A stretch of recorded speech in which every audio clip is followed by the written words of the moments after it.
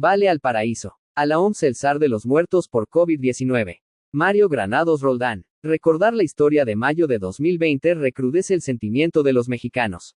La desgracia bañada en lágrimas frente al féretro.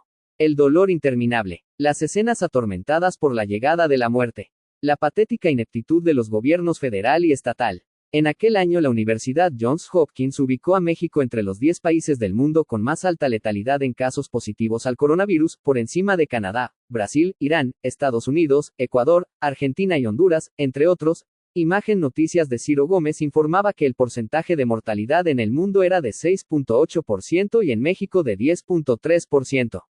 El epidemiólogo Andrés Manuel López Obrador y el machuchón de la COVID-19, Hugo López-Gatell, se llenaron de gloria terrenal al rebasar México a China en el número de fallecidos. Nuestro país con 130 millones de habitantes sumó 4.767 casos, mientras el epicentro de la pandemia con 1.400 millones de habitantes registró 4.637. Pero ¿qué hicieron los gobernantes mexicanos, después de 5 meses de presentarse el primer caso, para lograr semejante hazaña, además de no aplanar la curva ni domar la pandemia? Recordemos algunas decisiones irracionales, como retardar las medidas sanitarias preventivas y el gasto para el sector salud. Convocar a la comunidad a más abrazos y a más besos. Demandar a los habitantes su presencia en fondas y restaurantes, sin temor alguno. Ignorar las pruebas serológicas necesarias para diagnosticar puntualmente el tamaño, la potencia y el comportamiento del virus en México, donde esos tests se aplicaron al 0.1% de la población, mientras en Corea del Sur al 1.3%, en Chile al 1.5% y en Alemania al 3.2%. Mandar a la chingada, otrora gobernador Martín Orozco Sandoval, Dixit, el oportuno uso del bozal.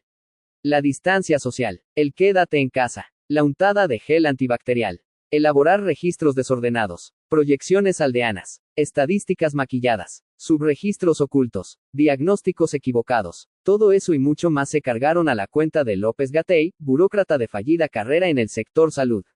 El jueves 26 de marzo de 2020 el presidente López Obrador afirmó que el 19 de abril regresaríamos a la normalidad, después prometió que el 10 de mayo festejaríamos a las madres a toda madre, pero no fue así.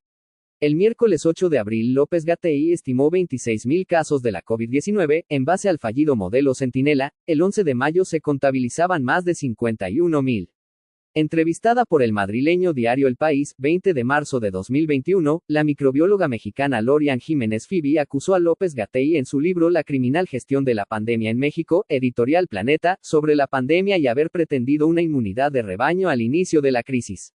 Para la doctora en ciencias médicas por la Universidad de Harvard no matizó los ataques que dedicó al hombre que comanda la lucha contra la pandemia en México, Hugo López-Gatell, le comparó con el nazi Josef Mengele, y opinó a partir de inferencias personales.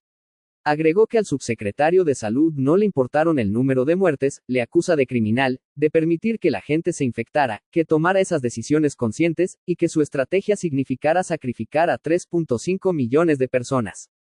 El libro de Jiménez Fibi es una dureza extraordinaria, porque hubo países más pobres que tomaron mejores medidas, mientras en México se gastaron miles de millones de pesos en obras magnas que en ese momento no debieron tener relevancia por encima de la vida. Había recursos, pero no voluntad. Sí, es muy grave, y como dice el título del libro, criminal, puntualizó la egresada de Harvard. En Aguascalientes las cifras oficiales de 2020 a 2024 registraron 6.300 muertes por el SARS-CoV-2, pero pudieron llegar a más de 20.000 vidas, según lo manifestado por funcionarios del sector y el personal de salud de la primera línea de combate, además de considerar que miles de infectados decidieron fallecer en casa a exponerse a morir en los sobresaltos, sin que sus muertes entraran en los registros oficiales.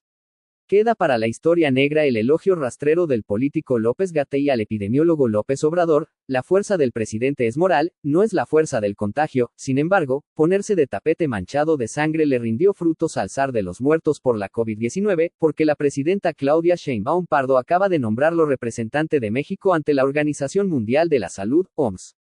Habráse visto. Porque alguien tiene que escribirlo. Hasta la próxima.